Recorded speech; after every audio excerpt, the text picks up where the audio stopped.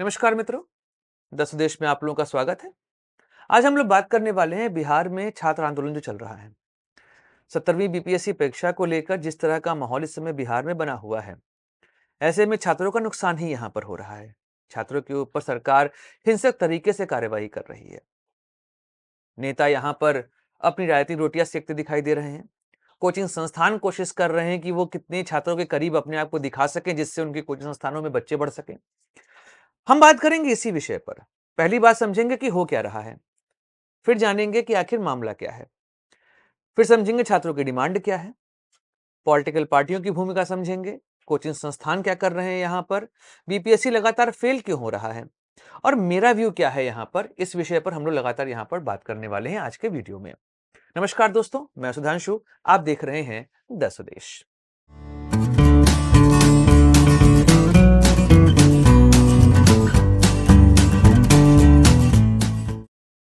दोस्तों, अगर हम वर्तमान समय में देखें तो देश में कमोबेश हर राज्य की स्थिति एक जैसी ही है और यहाँ की स्थिति ऐसी है ना कि परीक्षा लगातार लीक हो रही है। आप कोई भी राज्य उठा लीजिए, वहां पर पेपर लीक हो रहे हैं, धांधलियां हो रही हैं, पैसे देकर नौकरियां खरीदी जा रही हैं और इसमें राज्य सरकारें और केंद्र सरकार पूरी तरीके से अक्षम दिखाई दे रही है। छात्र लगातार परीक्षा की तैयारी करते हमको दिखाई दे रहे हैं, लेकिन उनका रिजल्ट उनके पास नहीं आ रहा है क्योंकि परीक्षा लीक हो जा रही है। पेपर लीक कहां से हो रहा है, इसकी जड़ पे नहीं पहुंचा जा रहा है और छात्रों को लगातार परेशान किया जा रहा है। और अगर छात्र प्रोटेस्ट कर रहे हैं तो फिर उनके खिलाफ एफआईआर हो रहा है। सरकार दमन चक्र यहां शुरू कर दे रही है। पॉलिटिकल पार्टियां अपनी राजनीति को आगे बढ़ाने लग जाती हैं। कोचिंग संस्थान छात्रों के हित में आकर यह कोशिश करते हैं कि हम तुम्हारे बहुत हितैषी हैं, हम तुम्हारे साथ खड़े हैं, आओ हमारे यहाँ एडमिशन ले लो। उनका केवल यहाँ पर आर्थिक हित हमको दिखाई दे रहा है, छात्रों के बारे में कोई नहीं सोच रहा है।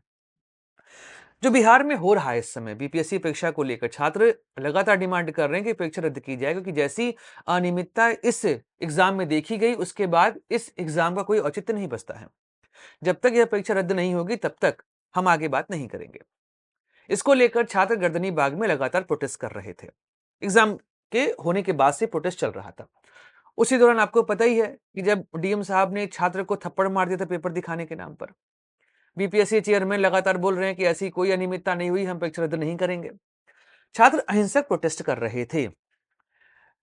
उसी बीच में प्रशांत किशोर, जो कि जन स्वराज पार्टी के नेता हैं, उनको यह एहसास हुआ कि यह मौका है बिहार की राजनीति में अचानक से लाइमलाइट में आने का। उन्होंने गांधी मैदान में प्रोटेस्ट का आयोजन कर दिया। गर्दनी बाग में चल रहा था लेकिन उसको आयोजित किया गया गांधी मैदान में, बच्चे बुलाए गए। अब बात यह है कि जहां पर प्रशासन ने परमिशन नहीं दी है वहां पर प्रोटेस्ट करना क्यों है, लेकिन नेता तो ऐसे ही बनना होता है। अब वहां पर छात्र पहुंचे, फिर वहां से जेपी गोलंबर जाना था। उसी बीच में कुछ ऐसी घटनाएं हुई जिससे आंदोलन हिंसक होने लगा। सरकार ने वहां पर पुलिस को आदेश दिया कि तुम वाटर कैनन यूज करो। फिर कुछ ऐसे भी वीडियोज आए जहां पे लाठीचार्ज हुई है। सरकार नकार रही है, पुलिस नकार रही, पर लाठीचार्ज हुआ है। इसके कई सारे वीडियो हमारे पास अवेलेबल हैं। लेकिन जिस व्यक्ति ने शुरू किया था यह आंदोलन, वह अचानक से बीच में भाग गया। छात्र इसके बीच में पिसते चले गए। अब एक बार आंदोलन हिंसक होता है, उसको दबाना आसान होता है, वह यहां दिखाई दे रहा है। अच्छा, अब इसके बाद क्या हुआ? इसके बाद यह हुआ कि सरकार ने कहा कि भाई देखो, हम तुमसे बात करना चाह रहे थे, लेकिन जैसी परिस्थितियां बनी हुई है बात अभी हो नहीं पा रही है। सरकार गायब दिखाई दे रही है। नीतीश कुमार को ज्ञापन देना है, वह ज्ञापन नहीं पा रहे हैं। और इधर तेजस्वी यादव ने लेटर लिखा नीतीश कुमार को, उसका जवाब उनको नहीं मिला। अब यह पूरा घटनाक्रम है। पहले समझते हैं मामला था क्या। मामला, जब 17वीं बीपीएससी परीक्षा आयोजित की गई तो उसमें कई सारे ऐसे क्वेश्चंस थे जिनका स्टैंडर्ड बहुत कम था और कई सारे ऐसे क्वेश्चन थे जो कि कोचिंग संस्थानों के बनाए गए मॉडल पेपर पर आधारित थे या एकदम एग्जैक्टली वही क्वेश्चन थे। फिर उसके बाद पटना में बनाया गया है बापू सभागार परीक्षा केंद्र, जहां पर 20,000 बच्चे एक साथ बैठकर परीक्षा दे सकते हैं। लेकिन वहां पर अनियमितता देखी गई। परीक्षा में प्रश्न पत्र लेट में मिला, छात्रों ने उत्पात किया। इसके बाद कहा गया कि भाई इस सेंटर की परीक्षा हम रद्द कर रहे हैं। लेकिन छात्रों का यह कहना है कि पेपर लीक हुआ है और सिर्फ एक परीक्षा केंद्र की परीक्षा रद्द क्यों की जा रही है, इस परीक्षा को दोबारा आयोजित किया जाए। और यहीं से प्रोटेस्ट शुरू होता है, जिसमें आपने देखा कि जब छात्रों ने डीएम से मिलने की कोशिश की तो वहां पर जो पटना के डीएम है उन्होंने छात्रों पर हाथ उठा दिया। अब यहां से माहौल गर्मा गया पूरी राजनीति का। और छात्रों की यह डिमांड अचानक से नेपथ्य में दिखाई दी और इसको पॉलिटिकल पार्टियों ने अपना राजनीतिक टूल यहां पर बना लिया। यहीं से दिक्कतें शुरू होनी हमको दिखाई दी। अब इधर भी जब समझते हैं कि छात्रों की डिमांड क्या है, छात्रों की डिमांड यह है कि परीक्षा रद्द की जाए।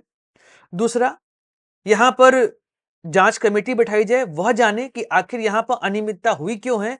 और तीसरा, छात्रों से बात करने के लिए एक संस्था यहां पर बनाई जाए। अब यह डिमांड बहुत जेन्युइन है। जो छात्र लगातार प्रिपरेशन कर रहा है उसके लिए ऐसी सुविधाएं होनी चाहिए कि परीक्षा पारदर्शी तरीके से हो और यहां पर किसी भी तरह की अनियमितता नहीं हो जिससे छात्रों का समय बर्बाद ना हो। एक छात्र लगातार प्रयास कर रहा है कि वह सफल हो, अपने जीवन को अच्छा बनाए और जिस तरह से यहां पर अनियमितता मतलब पैसे देकर नौकरी खरीदना हो गया या पेपर परचेज करना हो गया, यह सब चीजें इस समय हमको मार्केट में दिखाई दे रही है और पिछले 3 सालों से यह फ्रीक्वेंट हो चुका है। खासकर कोविड के बाद तो चरम सीमा पे जा चुका है। नॉर्मल से नॉर्मल परीक्षा यहां पर लीक हो रही है। तो छात्रों ने कहा कि भाई यह हमारी डिमांड है। अब इसको लेकर कोचिंग संस्थान यहां पर आते हैं, उनकी भूमिका की बात करते हैं। कोचिंग संस्थानों का ये कोशिश रहती है कि उनके पास जितने बड़े बच्चे एडमिशन ले सकें। अब कोचिंग संस्थान जैसे ऐसे प्रोटेस्ट होते हैं वो सबसे पहले वहां पहुंचते हैं, छात्रों के साथ सिंपैथी दिखाते हैं। छात्रों को लगता है कि यह जो टीचर आया यह हमारे लिए आया है। पर आप 90% केस में देखेंगे टीचर वहां पे बच्चों के लिए नहीं जाते, वह कोशिश करते हैं कि इससे वह लाइमलाइट में आ जाएंगे और लाइमलाइट में आएंगे तो फिर उनके एडमिशन बढ़ जाएंगे, बच्चों के बीच हीरो बनेंगे और कई सारे कमेंट भर जाएगा कि the person is my emotion, ये संस्थान नहीं है, इमोशन है हमारा। यह कमेंट आपको लगातार उस पर्टिकुलर कोचिंग के यूट्यूब चैनल पे आपको नीचे दिखाई देता जाएगा। यह इमोशन का जो कॉन्सेप्ट है, बच्चों के साथ अपने आप को दिखाना कि हम तुम्हारे साथ खड़े हैं और सिर्फ अपना हित साधने की कवायद पूरी यहां पर कोचिंग संस्थानों की होती है। कई सारे ऐसे एविडेंस आए हैं जहां पर पेपर लीक में कोचिंग संस्थानों की भूमिका सामने सामने हमको दिखाई दी है।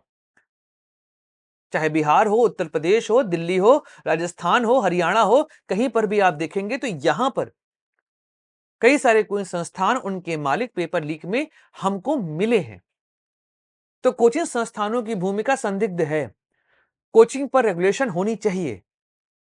यह भी सत्य है कि कोचिंग संस्थानों की आवश्यकता वर्तमान समय में है क्योंकि जैसी हमारे स्कूल का एजुकेशन है, जैसा स्कूल का एजुकेशन है, उस एजुकेशन के आधार पर आप भारत की कोई भी जो प्रतियोगी परीक्षा है उसको निकाल नहीं सकते हैं क्योंकि प्रतियोगी परीक्षाओं का स्टैंडर्ड ज्यादा है और स्कूल में पढ़ाया जाने वाला कंटेंट बहुत नीचे आता है। तो ऐसे शिक्षकों की आवश्यकता है जो कि उस कंटेंट को बच्चों को पढ़ा सकें। लेकिन अगर रेगुलेशन नहीं होगा तो फिर यही चीजें होंगी। तो कोचिंग संस्थानों को एक इंडस्ट्री का दर्जा दिया जाए, उनके लिए रेगुलेशन लागू किया जाए और तब जाके यह व्यवस्था थोड़ी ठीक होगी। अब बात करते हैं पॉलिटिकल पार्टी की भूमिका क्या है। पक्ष और विपक्ष दोनों के बारे में समझेंगे। पक्ष पहले बात करते हैं पक्ष की, फिर आएंगे हम यहां पर विपक्ष की। पक्ष से सवाल पूछे जाएंगे क्योंकि उनके ही शासनकाल में यह परीक्षाएं आयोजित हो रही हैं और पेपर लगातार लीक हो रहे हैं। तो वह जांच ऐसी क्यों कर रहे हैं जिसकी वजह से रियल कल्पिट यहां पर पकड़ में नहीं आ रहा और छात्रों का जीवन लगातार खराब होता जा रहा है। एक बात समझिए कि अगर जड़ सड़ी हो ना तो पेड़ के पत्तों को काटकर आप पेड़ को नहीं बचा सकते। आपको जड़ को ठीक करना पड़ेगा, केमिकल आपको जड़ में डालना पड़ेगा, पत्तियों पर स्प्रे करने से कुछ नहीं होगा। इस समय जो सत्ताधीश बैठे हुए हैं इस देश में, वह नकल माफियाओं में केवल पत्तियों को पकड़ रहे हैं, जो जड़ को खराब कर रहे हैं उस घुन को पकड़ने में अभी भी शासन जो है वह लाचार दिखाई दे रहा है। कई सारे नेताओं की संलिप्तता, अधिकारियों की संलिप्तता यहां पर दिखाई दे रही है। उसके बाद भी पक्ष यहां पर कोई काम करते दिखाई नहीं दे रहे क्योंकि वह केवल उन चीजों को देख रहा है जिससे केवल वह एग्जाम टैकल हो सकता है, लेकिन जो उसका रूट कॉज है उस रूट कॉज पर यह नहीं ध्यान दे रहे हैं। और जब तक रूट कॉज पर ध्यान नहीं दिया जाएगा तब तक आप परीक्षा लीक को खत्म नहीं कर सकते। विपक्ष विपक्ष को लगता है कि जैसे ही आंदोलन होगा छात्रों का, क्योंकि देश में जब भी सत्ता बदली है तो वह छात्रों के माध्यम से बदली है। आप जेपी मूवमेंट याद करिए, वह भी छात्र आंदोलन था जो आगे चल के देश का सबसे बड़ा राजनीतिक आंदोलन बन गया। देश के बहुत बड़े बड़े नेता उसी आंदोलन से निकल के हमारे सामने आए हैं। तो राजनीतिक पार्टियों को लगता है कि यह मौका है जहां पर वह सत्ता में आ सकते हैं। ऐसे में वह प्रयास करते हैं कि छात्रों के इस आंदोलन का उपयोग किया जाए। आप उत्तर प्रदेश देखिए, आप दिल्ली देखिए, आप बिहार देखिए, हर जगह पर यही होता है कि पॉलिटिकल पार्टियां प्रयोग करती हैं छात्रों का अपने राजनीतिक हित को साधने के लिए। तो पक्ष और विपक्ष दोनों की यहां समस्या है। पक्ष कोशिश करता है मामले को दबाने की और विपक्ष कोशिश करता है छात्रों के रास्ते अपने हित को साधने की। छात्रों का नुकसान यहां पर किसी को दिखाई नहीं दे रहा है। अगर हम बात करें संस्थानों की, जैसे यहां पर बीपीएससी की बात कर लेते हैं। 1949 के दौरान बीपीएससी का निर्माण हुआ। एक दौर पे कहा जाता था चोरी से सरकार बनी है तो चोरी से हम परीक्षा पास करेंगे। शायद वह लोगों के मन मस्तिष्क में बढ़ गई है। बीपीएससी लगातार फेल हो रहा है, यूपीपीसीएस लगातार फेल हो रहा है। क्यों फेल हो रहे हैं? या अगर हम एनटीए की भी बात करें, क्यों फेल हो रहे हैं? क्योंकि यहां पर आउटसोर्सिंग की जा रही है। सरकार और बच्चों के बीच पेपर पहुंचने, मतलब अगर परीक्षा आयोजित करने से लेकर बच्चों के बीच पेपर पहुंच तक में लगातार प्राइवेट पार्टनर्स इंक्लूडेड हैं, और प्राइवेट पार्टनर्स का एक ही ऑब्जेक्टिव होता है, टू अर्न द प्रॉफिट। और ऐसे में कई सारे ऐसे लोग होते हैं जो इस लूप होल का फायदा उठाते हैं, और पेपर प्रिंटिंग से लेकर पेपर पहुंचने के बीच में कई ऐसी जगह होते हैं जहां पर पेपर आउट होता है। तो देश में कोई भी परीक्षा करने वाली संस्थान हो, वह ध्यान नहीं देती, वह केवल अपने काम को आसान करना चाहती है। और इस वजह से यहां पर परीक्षा लीक होती है। एनटीए भी यही काम कर रहा है, यूपीपीसीएस में भी यही दिक्कतें हैं, और बीपीएससी में भी यही दिक्कतें हैं। यहां पर प्राइवेट पार्टनर्स इतने ज्यादा हो चुके हैं कि उनका ध्यान केवल रहता है कितना पैसा हम यहां पर कमा सकें। छात्रों के हित के विषय में यहां पर कोई भी बात नहीं कर रहा है। क्योंकि छात्रों के हित के बारे में आप बात करेंगे तो आपको इकोनॉमिक फायदा यहां पर नहीं हो सकता। और इकोनॉमिक फायदा कैसे होगा? जब आप यहां पर चोरी करना सिखाएंगे। तो यह समस्या हमको साफ दिखाई दे रही है।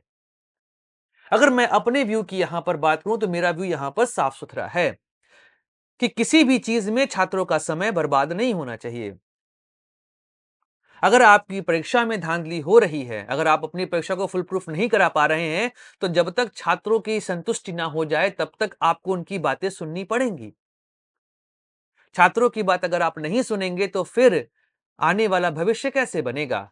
एक एक परीक्षा करवाने में सरकारों को 5-5 साल लग जा रहे हैं। कंटिन्यूअस पेपर लीक हो रहे हैं। मैंने एक बार वीडियो बनाया था कि जब मैं पेपर देने गया था नेट का इस साल, जून वाला, तो मैंने वीडियो बनाया हुआ है। आप देखिए वहां पर क्या हुआ था। ये मेरा अपना व्यू था वहां पर, जो मैंने वहां पर फेस किया, मेरा एक्सपीरियंस था। छात्रों के हित के विषय में बात करनी पड़ेगी और सरकार को रूट कॉज देखना पड़ेगा। पत्तियों पर स्प्रे करने से कुछ नहीं होगा, पेड़ की जान नहीं बचेगी, पेड़ सूख जाएगा क्योंकि जड़ में घुन लगा हुआ है। और जब तक इस जड़ को साफ नहीं किया जाए, जड़ को ठीक नहीं किया जाएगा, मतलब वो लोग नहीं पकड़े जाएंगे जो इसके रियल कल्प्रिट हैं, तब तक आप भूल जाइए कि आप कोई भी ऐसी व्यवस्था बना पाएंगे जहां पर छात्रों का हित हो पाएगा। 21 साल का युवा तैयारी करते करते 30 साल का हो जाता है क्योंकि मार्केट में नौकरी नहीं है, सरकारी नौकरी उसकी एकमात्र उम्मीद है, और यहां पर आप ऐसे काम करके उनके साथ छल नहीं तो और क्या कर रहे हैं। जो व्यक्ति तैयारी करना चाहता है उसका वह संवैधानिक अधिकार है, उसको पढ़ने का मौका मिलना चाहिए और फेयर कंपटीशन का चांस यहां पर उसके पास होना चाहिए। ना कि कोई व्यक्ति पैसा दे के पेपर खरीद रहा है या पैसा दे के नौकरी खरीद रहा है और एक सक्षम छात्र यहां पर उस वजह से पीछे हमको जाता दिखाई दे रहा है। पक्ष और विपक्ष को समझना चाहिए कि छात्रों का हित सर्वोपरि है। अगर आने वाली जनरेशन इसी तरीके से बेरोजगार रह गई, उसके पास काम करने को कुछ नहीं रहा, तो देश का विकास गड्ढे में जाएगा। और अगर देश को आगे लेके चलना है तो देश के हर एक व्यक्ति का यहाँ पर योगदान होना चाहिए। दोस्तों, बाकी हम लोग बात करेंगे अगले वीडियो में, चर्चा करेंगे किसी और मुद्दे पर। Like share subscribe the channel. जय हिंद, वंदे मातरम, भारत माता की जय।